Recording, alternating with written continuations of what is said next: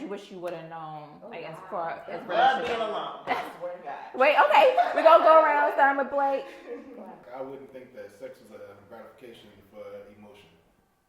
Like I used to go back to back, and be like, well, you don't love me if we don't do this, or I don't think I like you if we don't do this, and then being with the girl, but now I love her before anything of that sort.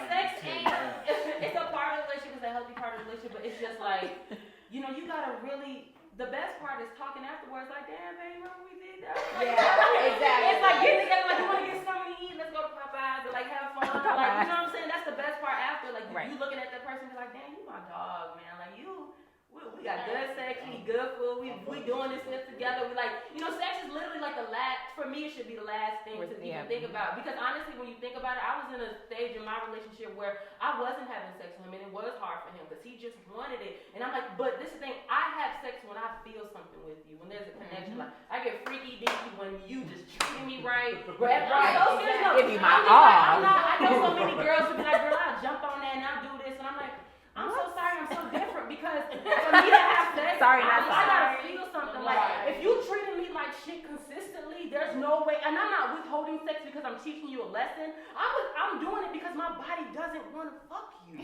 I don't want to have sex with you because you're treating me like Say like that. I'm sorry, my things I wish I would have known is that it's okay to have your own, how can I say this? When you're in a relationship, you still have your own life. Yes.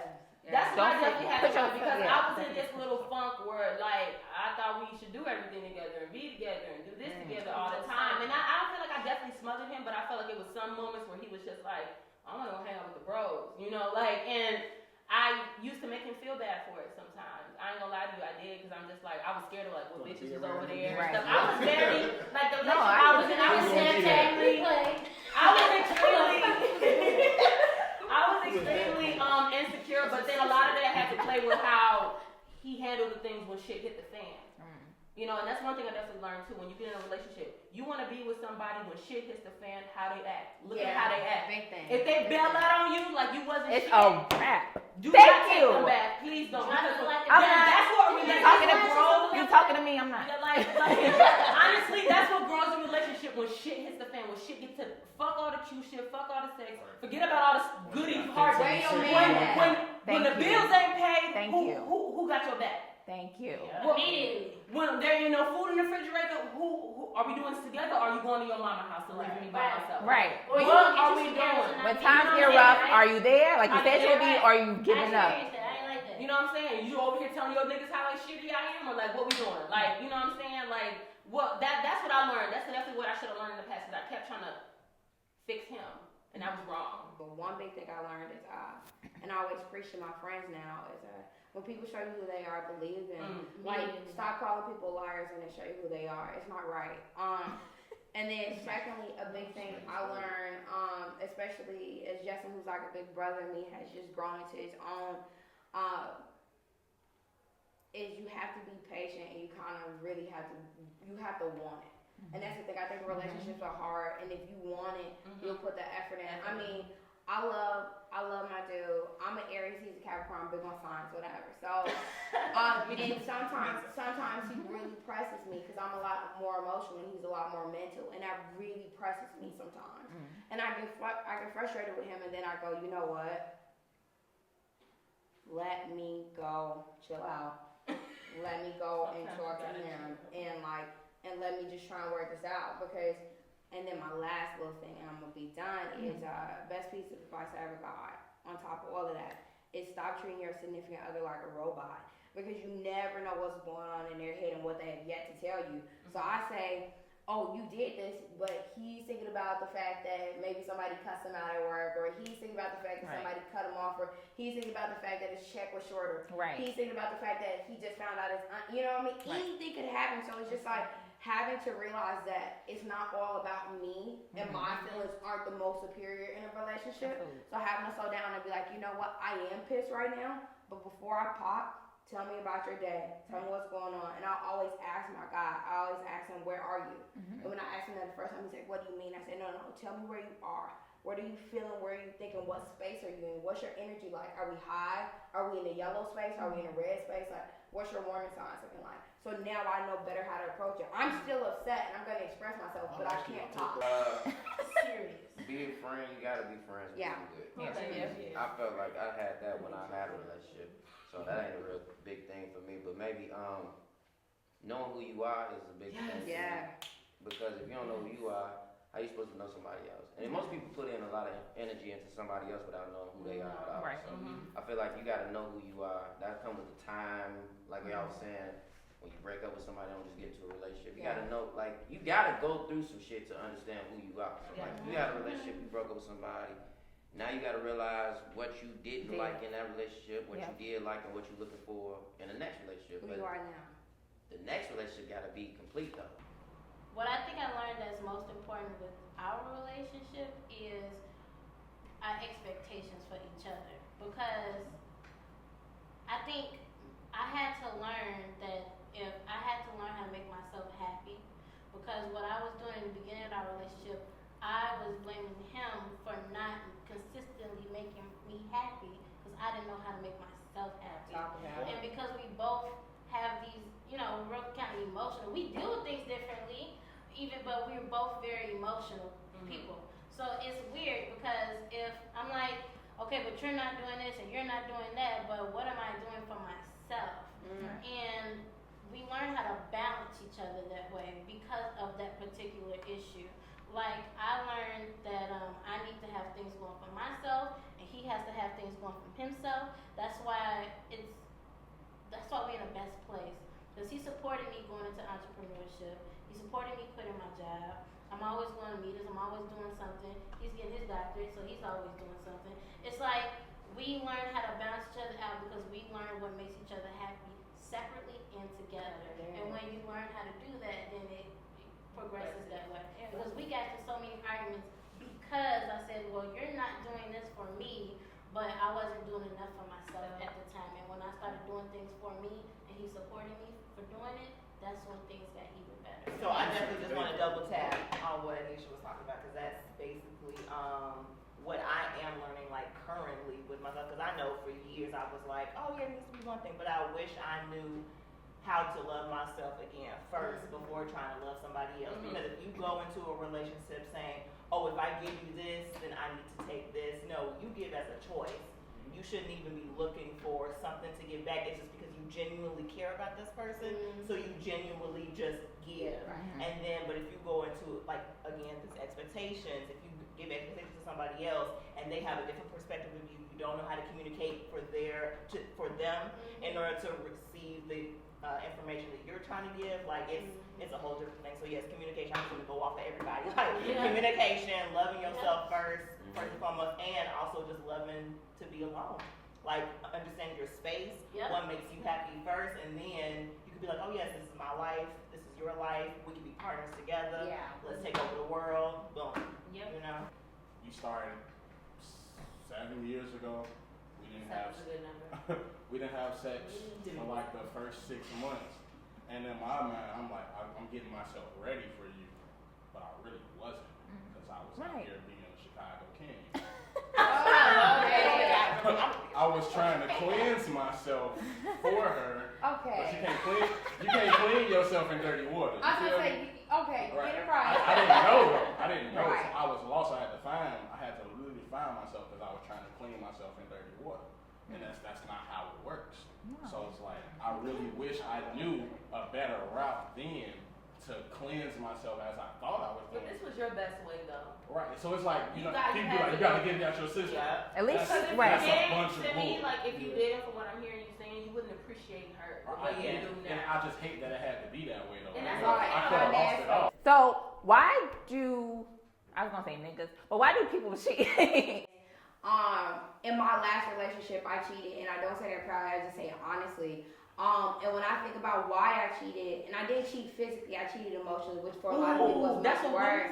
And when I think about the fact that I cheated, I look back on it and I'm like, okay, first off, I was in a long distance relationship, and I now know I'm not a long distance person. It's not me. And then secondly, another reason why I cheated is because sometimes when you start to feel empty, from another person, and then you feel like the grass is green on the other side, and it's almost like I don't got nothing in this glass, but I got a little something in this teacup. Right. And right now, granted, the glass has always satisfied me up until this point. I got this little bit in this teacup. I'm gonna make that work, or that's Little taste, little taste. So it's just like, and I realized that I also cheated because we talked about communication. That's a big thing, and I know that I also cheated because I wasn't communicating with myself, and I wasn't checking in with me, and I wasn't being honest, and I didn't go to my ex and be like, babe, I'm off. Like we aren't here anymore, and I'm not gonna say I'm in a space like that now, because I don't want to ever cheat again. But when you really want something to work, when you feel like your gas tank is on E, you have to decide if you're gonna let your car die and you just gonna park it and never get in again, or if you gonna push that motherfucker to the gas station. So when you cheat, sometimes I think you lose sight of that. But I will say this though, at the same time, and I say this because since my boyfriend was my best friend, he knows me, and I think that's why our relationship has so much kind of give and go. It's because I told him, I'm like, I don't think once a cheater, always a cheater, but I do think once a dog, always a dog. And I know that I do have certain ways about me that can be thrown left, like the wind can blow it certain ways. Right. But I tell people, I said, being in love, using the same kind of dog analogy, being in love puts me on a leash I'm comfortable with, if that makes sense. Like, I'm happy being committed. I don't want to cheat. I love my man. There is temptation. There is lust and etc. But I'm not in a place of that anymore. But the thing is that, like, it's kind of like, okay, do I continue to roam the streets, or do I just kind of sit on this porch, and maybe some days it ain't exciting? Like, I had to tell my homegirl the other day, I love relationships, but I had a lot of fun being single. Like, there's benefits to both, but I think people cheat because a lack of communication with their significant other or their boo, and a lack of communication with themselves and being misconstrued. Are we really together, or do I think you cheat on me because you fuck me raw? Like, what's really up? You know what I mean? Like, so you gotta think about that. My thing is, like, if you don't want to be with that person no more, why did you get what I'm saying, y'all? Like, why did you cheat? You cannot. You wouldn't be considered cheating. I don't think you won't be considered cheating if you just broke up with that person and then go right. But I will say this for other people at the table who may have cheated. When I was cheating on my ex, I will say this: never did I not love her. Never did I not still want to be with her. People think because you cheat, you don't still love the person you with. Not to say it's not disrespectful. It is disrespectful, and it's incredibly inconsiderate. But I still knew where home was, and I still loved home. Because the other girl I was messing with was like, basically, she came to me, she's like, what are you gonna do? And I was like, and I literally looked at her, I turned into a Chicago king real quick. I was like, Trying to steal your I glove. was like, what do you mean what I'm gonna do? And Everybody wanted to be she king. basically was like, if you jump ship now, like, I'm all in with you on this. Like, if you jump ship, and I had to look at her, and on some most the honest shit in my life, I told her, I said, don't get me wrong, I'm not happy in my relationship right now, but I'm not gonna leave home. I'm not gonna leave my girl. I'm invested in that, and I can't. I think niggas cheat because You get bored easy. it's more we immature. It's like if a nigga not in a relationship for the right reasons in the beginning, he ain't gonna be faithful to you for real. But if he committed to you, the only thing that he really gotta worry about is being mature enough to handle temptation, because that's really what it is. And then it's a lot of niggas who come up like after they done got with this girl, you know what I'm saying? She done brought him up. Now Right. you that nigga. They don't know how to handle being They a don't know nigga. how to handle If you ain't Larry, why you go there? being honest, I'm saying You went there. I couldn't believe it's a lot of understand niggas. It's a lot of niggas who ain't never been that nigga. Right. And they girl done made them that nigga. And Very even true. rather she built them that way, or rather she just so much that bitch. If You're your girl right. is You're a accurate. Beyonce, Hello, talk she about gonna bring you up. To Jay-Z. So you gotta be ready to be home because We gonna be up prom. it's a lot of. If your girl look real good, girls don't want to come at you. I feel like we have the access to all the education we need. All we have to do is read. Mm. For them to put a price tag on you to expand your mind is crazy. So for somebody who went to college just because my parents wanted me to go to, I didn't finish, and I'm okay with that. Right. But I know in my household that it's going to be harder as the years go by to be successful, whatever that success may look like to you, without having some type of paper. So I know that in order for me to set that standard, that's something I gotta complete. So like my wife has her bachelor's.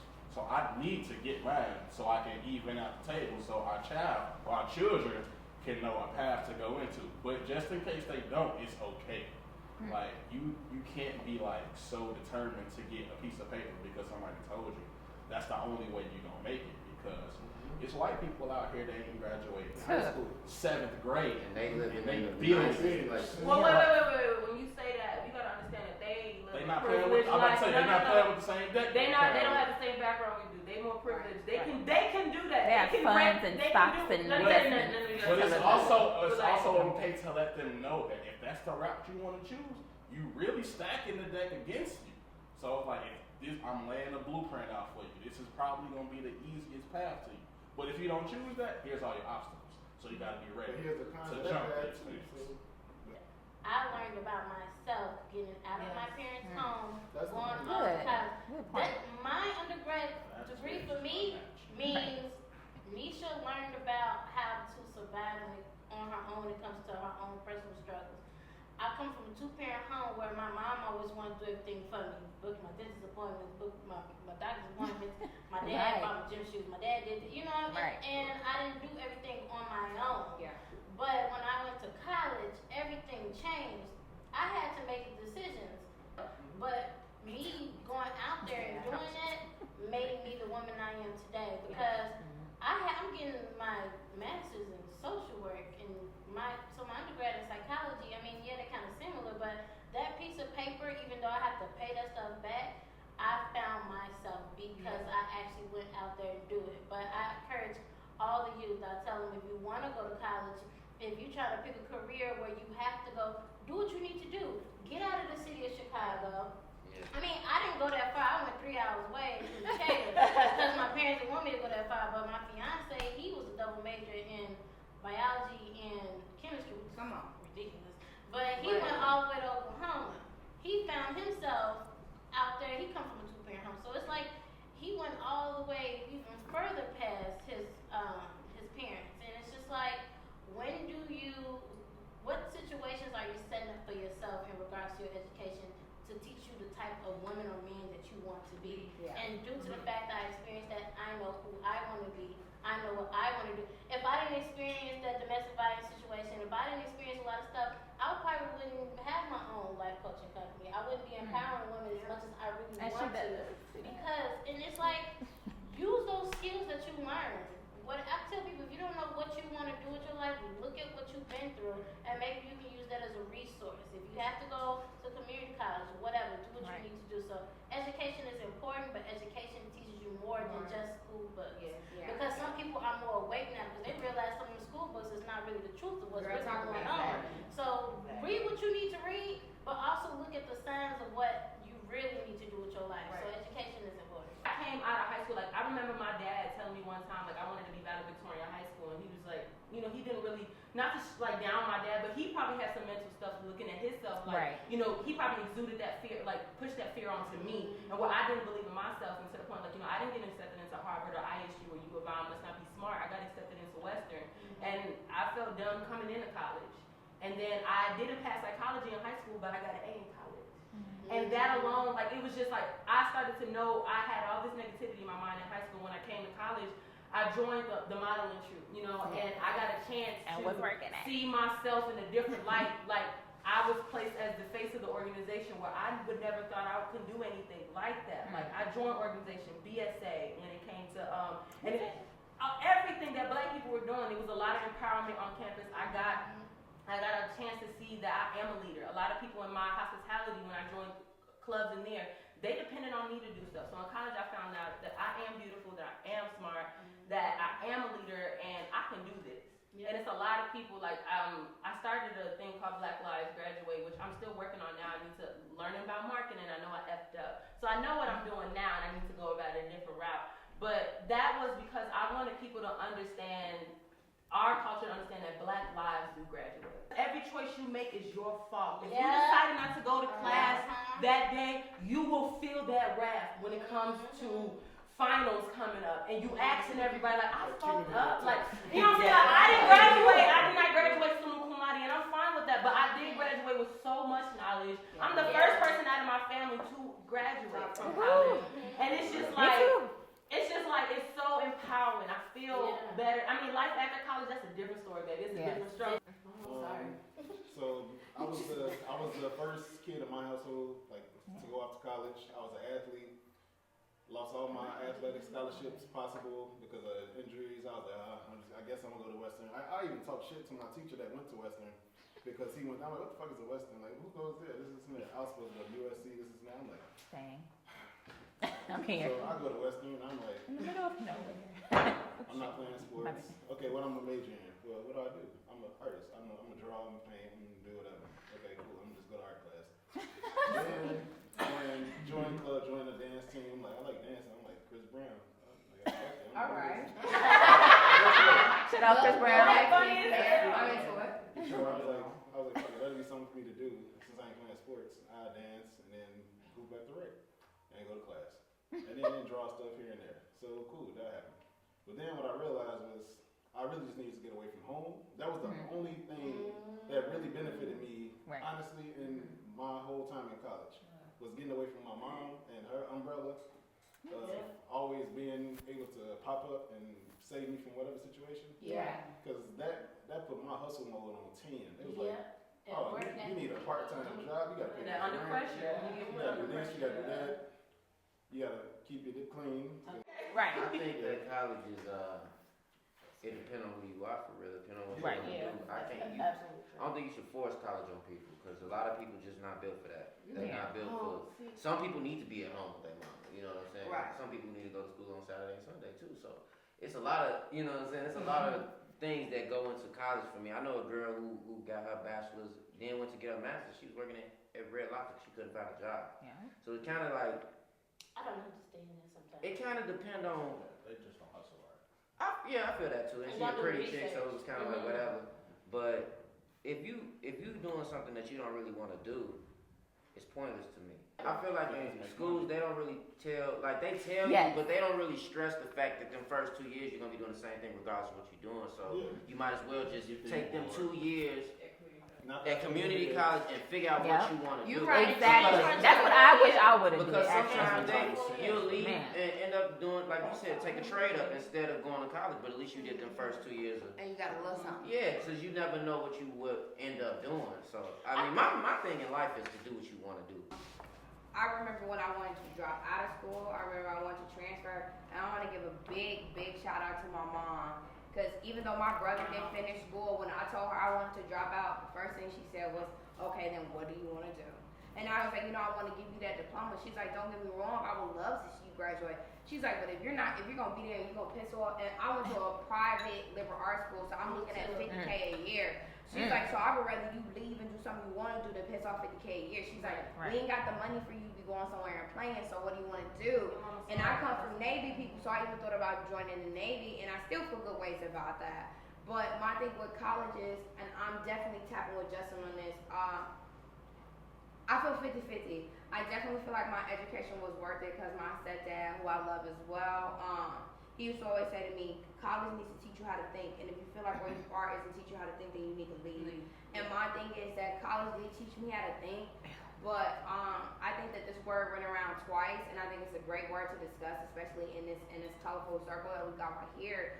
I was very depressed in school, and even now I can say honestly I'm still battling that. And when you think about things going on with the youth, and you think about where we are mentally and emotionally, college is very draining. You get very hard on yourself. It gets very hard. The environment feels cramped, and sometimes you feel like you're in a fucking chokehold. I'm in a chokehold for 30,000. I'm in a chokehold for 50,000. I'm in a chokehold for my mom. I'm in a chokehold for my daddy.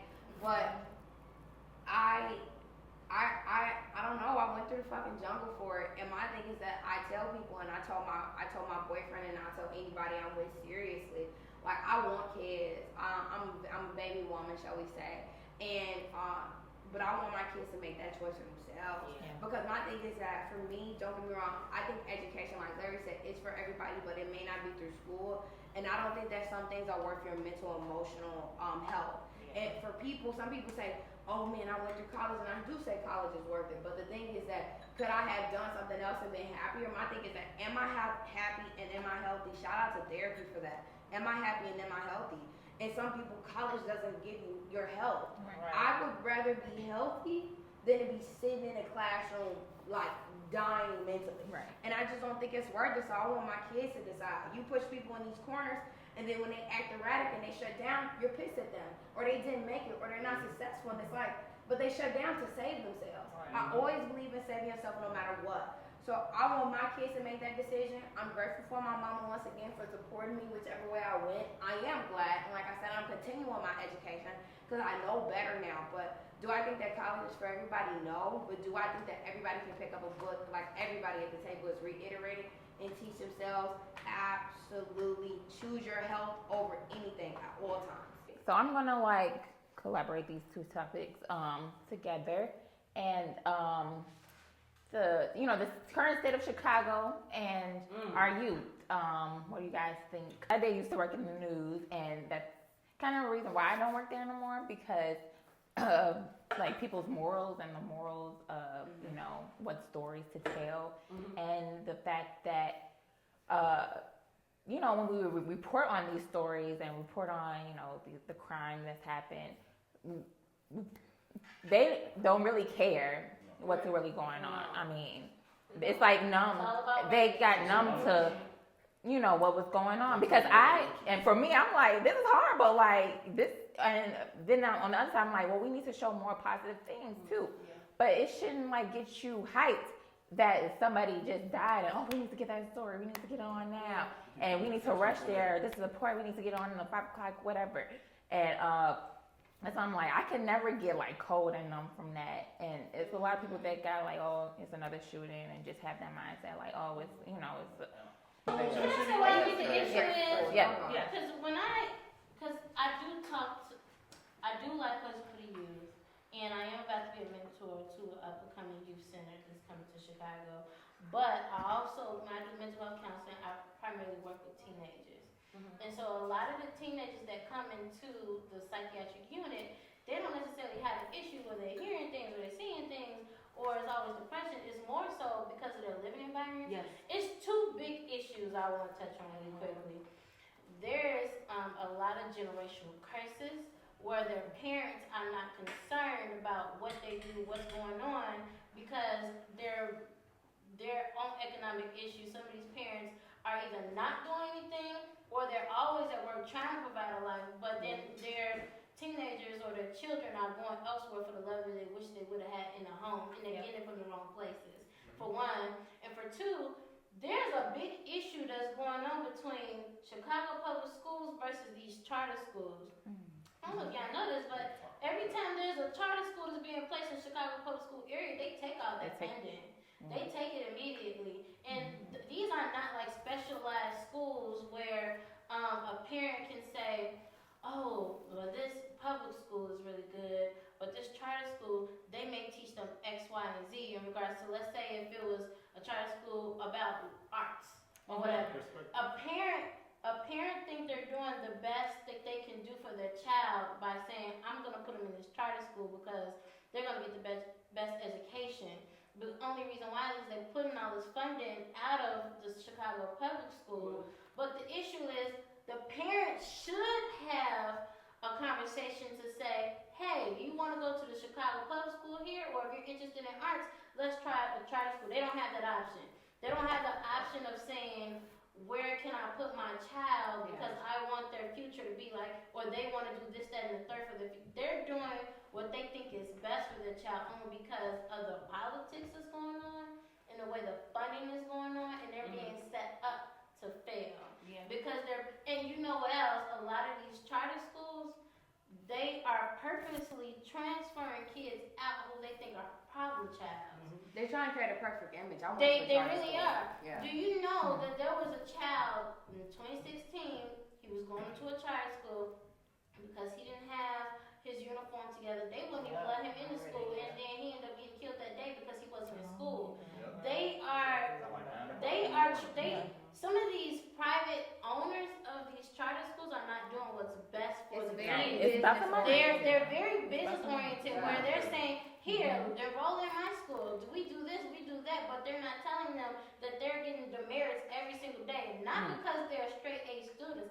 Some of these kids are straight A students, but they got so many demerits because either their uniform is not together, because of their behavior, or because they're late, and they end up having to go to alternative school. We forgetting So the reason. they're not They're not doing anything that's best for the kids. So I work for a nonprofit organization, and we work with middle school and high school kids. So working with, and I'm a program coordinator, so we're in all like types of different schools. And what I have noticed is these kids, again, it's lack of resources, point blank period. And then like just for certain families that are in marginalized communities, and then like depending on the school system, which is so fucked up already, they expect something from their child when their child they're hungry. Like, I mean, that's an issue too. Like, if you aren't being, like, if you don't have the resources to even eat, like, for you to actually function in school and not be bored or like not be, you know, like motivated or empowered in school, like,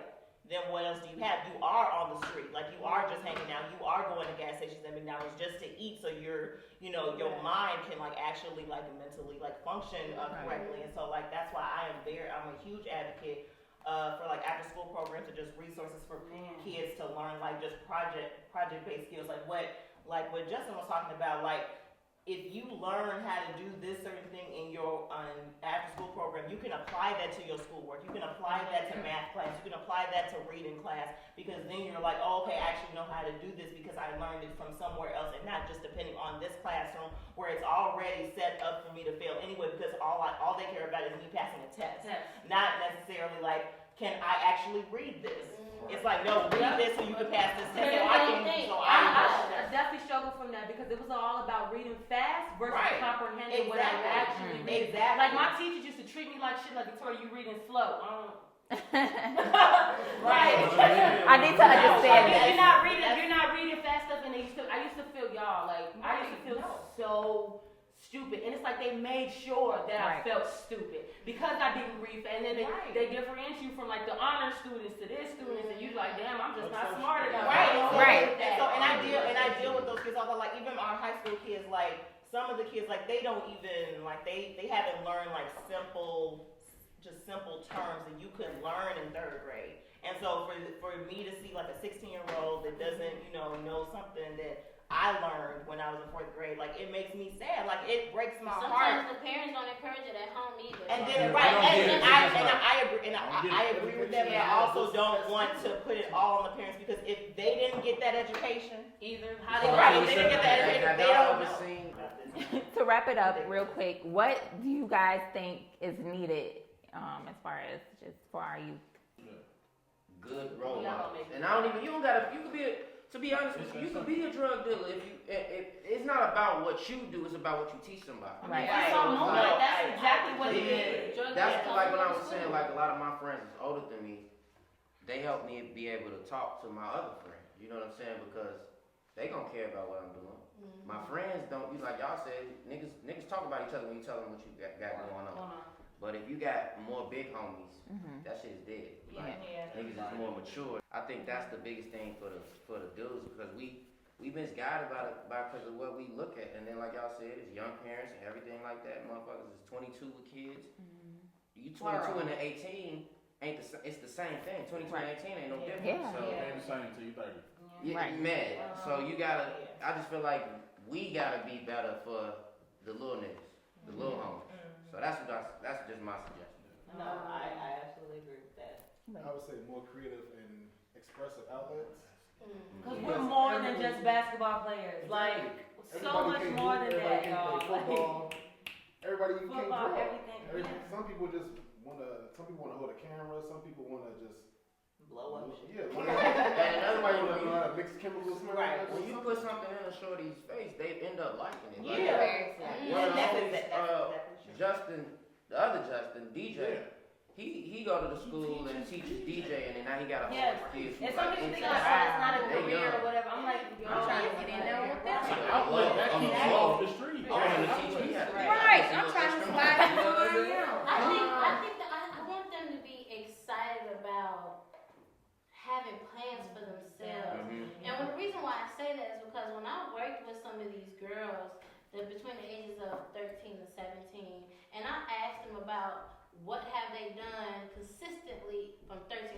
50, 60 as they got older, and they realized that they were doing the same negative things every year, then I asked them, so what now? You better be 17 or 18 years old, and the consequences are very different now if you continue this behavior.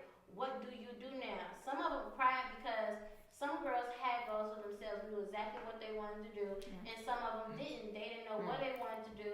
Their mama don't listen to them about what they don't know who to talk to because they feel like some of their guidance counselors or advisors at high school really don't care about what they're gonna do. I think if they find something to do after school that's creative, and if I feel like they are excited about what they want to be as they get older or what they want to do, they will start working towards that. My little niece, one of my little niece, she's 6 years old. She said, "I want to be a veterinarian. I love animals. I want to be a veterinarian." I said, "We need to put you around some animals. We need to do something in regards to this. Put them in gymnastics. Put them in whatever it is that they feel more creative about, and let's just do it." So I think that they just need more resources and more creative outlets, like you said, and let them be excited about setting goals with themselves. At this age that we're in, we're still influential on that age group to not perpetuate the violence, the ignorance, the bullshit they see on TV, the whole nine, the love and hip hops, the goofy shit like and that. The fighting in the basketball games, the relationship goals, the 16-year-olds posing with thongs on Instagram, the Snapchat, all that. The constant drinking for no reason, celebrations or what? Right. We just going out to. It's just They like look up to that. I don't ever want nobody to think that black people put themselves in this predicament. Don't get me wrong, black people can get themselves out of this. We can if we just mentally. It's all about our mental. That's what we struggle from. I understand church is a way, but people like they saying that people try to act like mental. It isn't a problem in the black community. It is. It's a both. It's a big It's a problem. lot of stigma, which is the reason why we gotta wrap it up. to get into life coaching in the first place, because there's a lot of stigma with therapy. Yes. Because that's why I was like, okay, with teenagers, some of their parents would be like, "You're not depressed. You don't Yup. need this. You ain't sick. You ain't don't need need To be continued. But with life coaching, at least what we can try to do is empower in a different way without the stigma behind it. So I want to touch on I want to touch on like the sunshine in the room. I think about the positive ways we've been representing now. I mean, shout out to Nadia for being a mama and doing what she does. I mean, how is her daughter not gonna be super excited to grow up and bring Nadia to school and be like, "My mom started her own blog.